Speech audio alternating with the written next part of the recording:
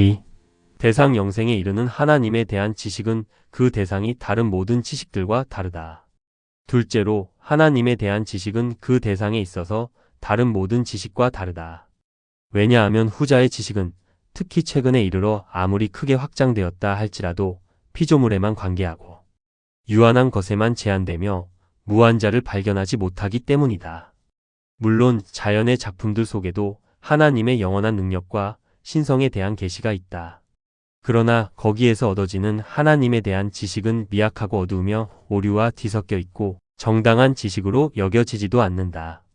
왜냐하면 사람들이 자연을 통해 하나님을 알면서도 그분을 영화롭게 하거나 감사하지 않고 오히려 그들의 생각이 허망해져 썩지 아니하시는 하나님의 영광을 피조물의 형상으로 바꾸기 때문이다. 세계는 하나님에 대한 계시인 동시에 은폐이기도 하다. 하나님이 인간 지식의 대상이라니 누가 이것을 이해할 수 있겠는가? 그러나 여기 대제사장적 기도 안에서 우리 앞에 유한한 모든 것을 뒤로하고 하나님의 지식에 대하여 말하는 한 분이 나타나신다. 하나님이 인간 지식의 대상이라니 누가 이것을 이해할 수 있겠는가? 하나님은 무한하시고 불가해하신 분이시다. 시간으로도 영원으로도 측량되지 않으시며 전사들이 그 앞에서 자기 날개로 얼굴을 가리고 아무도 가까이 할 수 없는 빛 가운데 거하시며 어떤 사람도 본 적이 없고 또 볼 수도 없는 분이시다. 그분이 인간 지식의 대상이라니 인간, 곧 숨이 그 코에 있고 없는 것보다 못하며 헛됨에 지나지 않는 그 인간의 지식의 대상이 하나님이라니 그가 하나님을 알 수 있단 말인가? 그의 모든 지식은 단편적일 뿐인데 그가 온갖 것을 안다 한들 무엇을 아는가? 그는 자신의 기원에 대하여, 자신의 본질에 대하여, 자신의 목적에 대하여 무엇을 아는가? 신비가 사방에서 그를 둘러싸고 있지 않은가? 그는 늘 알지 못하는 것의 경계 앞에 서 있지 않은가? 그런데 이 인간, 가난하고 약하며 미혹되고 어두워진 피조물이 높고 거룩하시며 홀로 지혜로우시고 전능하신 하나님을 알 수 있단 말인가? 그것은 우리의 이해를 훨씬 넘어서는 일이지만 아버지를 보았고 그분을 우리에게 드러내신 그리스도께서 하나님을 아는 것, 곧 하나님에 대한 지식을 말씀하신다. 우리는 그분을 의지할 수 있으며 그분의 증언은 참되고 모든 사람이 받아들일 만하다. 오 사람이여, 하나님이 누구신지 알고자 한다면 지혜로운 자들에게, 서기관들에게, 이 시대의 탐구자들에게 묻지 말고 오직 그리스도를 바라보며 그분의 말씀을 들으라. 내 마음에 누가 하늘에 올라가겠습니까? 혹은 누가 깊은 곳으로 내려가겠습니까? 라고 묻지 말라. 그리스도께서 내게 선포하시는 말씀이 내게 가까이 있기 때문이다. 그분 자신이 곧 말씀, 곧 아버지의 완전한 계시이시다. 그분이 그러하신 것처럼 아버지도 그러하시다. 똑같이 의로우시고 거룩하시며 또한 똑같이 은혜와 진리가 충만하시다. 그분의 십자가에 옛 언약의 믿음의 온전한 내용이 기록되어 있다. 시편 103편 8절에서 13절. 여호와는 긍휼이 많으시고 은혜로우시며 노하기를 더디하시고 인자하심이 풍부하시도다. 자주 경책하지 아니하시며 노를 영원히 품지 아니하시리로다. 우리의 죄를 따라 우리를 처벌하지는 아니하시며 우리의 죄악을 따라 우리에게 그대로 갚지는 아니하셨으니 이는 하늘이 땅에서 높음같이 그를 경외하는 자에게 그의 인자하심이 크심이로다. 동이 서에서 먼 것 같이 우리의 죄가를 우리에게서 멀리 옮기셨으며 아버지가 자식을 긍휼히 여김같이 여호와께서는 자기를 경외하는 자를 긍휼히 여기시나니 그리고 우리는 그의 말씀의 거울 속에서 그리스도의 영광을 바라보며 감격 가운데 외친다. 우리가 하나님을 사랑하는 것은 하나님이 먼저 우리를 사랑하셨기 때문입니다. 3. 본질 영생에 이르는 하나님에 대한 지식은 그 본질이 다른 모든 지식들과 다르다. 하나님에 대한 지식의 특별한 기원과 내용에 의하여 그 결과로 셋째, 하나님의 지식의 본질은 그 고유한 특성 안에서 특별하게 정의된다. 요한복음 17장 3절에서 인용된 대제사장적 기도의 9절에서 예수님께서 말씀하시는 하나님에 대한 지식은 일반적으로 어떤 대상을 아는 지식인 네덜란드어 베이텐이며 그 인격 자체를 경험적으로 아는 지식인 네덜란드어 꾀이넨에 해당된다. 이 두 지식 사이의 차이는 크다. 어떤 피조물, 곧 식물이나 동물 또는 사람, 어떤 나라나 민족에 대해 책을 통해 많이 아는 것은 그것을 직접 보고 경험해서 아는 것과는 전혀 다르다. 일반적으로 아는 것은 다른 사람들이 어떤 인물이나 사물에 대해 제공한 설명에 관계하고 그 인격을 경험해서 아는 것은 그 대상 자체에 관계한다. 일반적으로 아는 것은 머리의 일이고 경험적으로 아는 것은 개인적인 관심과 마음의 활동을 포함한다. 영생에 이르는 하나님을 아는 지식이 그리스도께서 그의 말씀 안에 두신 계시로부터 찾을 수 있으므로 하나님에 대한 지식들 범주에는 예수께서 의미하신 이러한 지식과 본질적으로 다른 하나님에 대한 지식들이 가능하다. 주의 뜻을 아는 알미 있으나 그 뜻을 행하려는 마음의 준비가 없는 경우가 있다. 하나님 아버지를 하나님 아버지라고 부르지만 결코 천국에 들어가는 길을 열어주지 않는 아버지에 대한 부름이 있다. 마귀들이 한 분 하나님을 믿는 믿음이 있어도 사랑을 일으키지 못하고 오히려 두려움과 떨림을 낳는다. 말씀의 청취자들이 있으나 행하는 자가 되려 하지 않으므로 이 중에 심판을 받을 자들이 있다. 예수께서 여기서 하나님을 아는 것에 대해 말씀하실 때 그분은 자신이 친히 지니신 것과 유사한 지식을 염두에 두고 계신다. 그분은 직업적 신학자도 아니셨고 신학 박사나 신학 교수도 아니셨지만 직접 뵙는 가운데 하나님을 아셨다. 그분은 자연 속에서, 그분의 말씀 속에서, 그분의 섬김 속에서 어디에서나 하나님을 보셨다. 그분은 무엇보다도 하나님을 사랑하셨고 십자가의 죽음에 이르기까지 모든 일에 그분께 순종하셨다.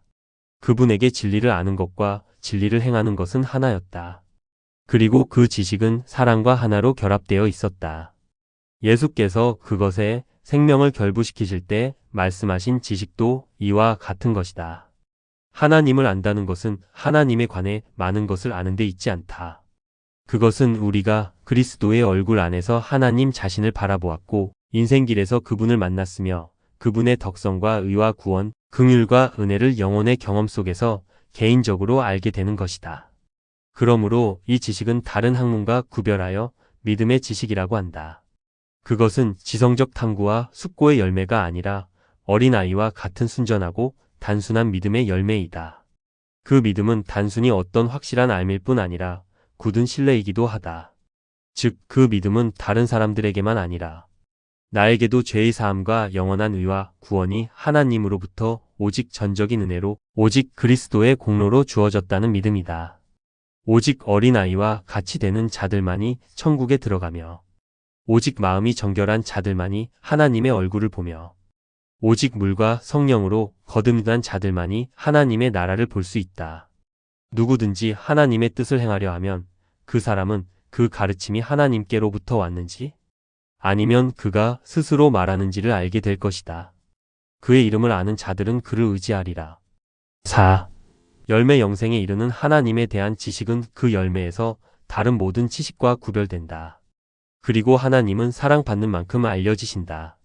우리가 하나님의 지식을 이렇게 이해한다면 넷째로 그 작용과 열매가 영생과 다름없다는 사실도 결국 전혀 놀라운 일이 아니다. 지식과 생명 사이에는 매우 적은 연관밖에 없는 듯 보인다.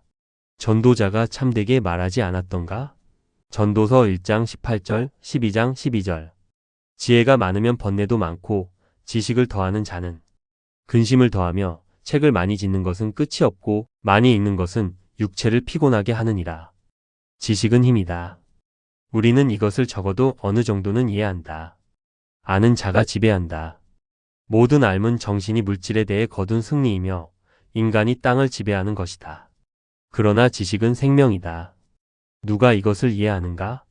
이미 자연의 영역에서조차 지식과 더불어 삶의 깊이와 풍요가 증가한다. 의식이 더 많은 것에 종합할수록 삶은 더욱 강렬해진다. 생명 없는 피조물들은 알지 못하며 또 살아있지도 않다. 동물들 안에서 의식이 깨어날 때 그들의 삶의 내용과 범위에 있어서 또한 더욱 풍성해진다. 인간들 가운데서는 가장 많이 아는 사람의 삶이 가장 풍요롭다. 정신이 병든 사람, 우둔한 사람, 소박한 사람, 교양 없는 사람의 삶은 사상가와 시인의 삶과 비교하면 얼마나 빈약하고 제한적인가. 그러나 여기 아무리 큰 차이가 있다 하더라도 그것은 다만 정도의 차이일 뿐이며 삶 자체가 그러한 지식으로 인해 바뀌는 것은 아니다. 가장 위대한 학자에게서나 소박한 일꾼에게서나 이러한 지식은 언제나 죽음 속으로 가라앉고 마는데 이는 그것이 오직 이 세계의 유한한 샘들로부터만 양육되기 때문이다. 그러나 요한복음 17장 3절에서 예수님이 말씀하시는 지식은 어떤 피조물에 관한 지식이 아니라 유일하시고 참되신 하나님에 관한 지식이다. 가시적인 것들에 대한 지식도 이미 삶을 풍요롭게 한다면 하물며 하나님에 대한 지식은 죽은 자들 가운데서 생명이 되는 일이 어찌 되지 않겠는가? 하나님은 실로 죽음의 하나님도 죽은 자들의 하나님도 아니시고 생명의 하나님이시며 살아있는 자들의 하나님이시다. 하나님께서 자신의 형상대로 다시 창조하시고 그의 교제 안으로 회복하신 모든 자들은 이로써 죽음과 썩어짐을 초월하게 되었다. 요한복음 11장 25절에서 26절. 예수께서 이르시되 나는 부활이요 생명이니 나를 믿는 자는 죽어도 살겠고 무릇 살아서 나를 믿는 자는 영원히 죽지 아니하리니 이것을 내가 믿느냐. 그리스도의 얼굴 안에서 하나님을 아는 것은 영원한 생명, 흔들림 없는 기쁨, 하늘의 복된 행복을 가져온다. 이 하나님의 지식은 이러한 것들을 그 결과로 나올 뿐만 아니라 하나님을 아는 것 자체가 곧바로 생명, 새롭고 영원하며 복된 생명이다. 이러한 성경의 가르침에 따라 기독교회에서는 예로부터 신학 또는 하나님에 대한 학문이라는 이름을 지닌 그 학문의 성격이 규정되었다. 신학은 하나님의 계시로부터 하나님에 대한 지식을 이끌어내고 성령의 인도 아래 그 지식을 사유하며 그 지식을 하나님의 영광을 위하여 서술하고자 힘쓰는 학문이다. 신학자, 참된 하나님의 학자는 하나님으로부터 하나님을 통해 하나님에 대해 말함으로써 그분의 이름을 영화롭게 하는 사람이다. 그러므로 학자들과 단순한 사람들 사이에는 정도의 차이가 있을 뿐이다. 그들은 함께 한 주님, 한 믿음, 한 세례, 만유의 한 하나님 곧 모든 이의 아버지를 모시고 있는데 그분은 만유 위에 계시고 만유를 통하여 계시며 만유 안에 계신다. 그러나 우리 각 사람에게는 그리스도의 선물의 분량대로 은혜가 주어졌다. 이러한 정신으로 칼빈은 제네바 요리문답을 다음과 같은 질문으로 시작하였다. 인간의 삶 가장 중요한 목적은 무엇인가? 그리고 그 대답은 분명하고 힘차게 울려 퍼졌다. 사람들이 자기들을 창조하신 하나님을 알게 되는 것이다. 같은 방식으로 웨스트민스터 요리문답도 그 가르침을 다음과 같은 질문으로 시작하였다. 사람의 가장 높고 가장 중요한 목적은 무엇인가? 그리고 이에 대하여 다음과 같은 짧지만 많은 뜻을 담은 대답이 주어진다. 사람의 최고 목적은 하나님을 영화롭게 하고 그분을 영원토록 즐거워하는 것이다.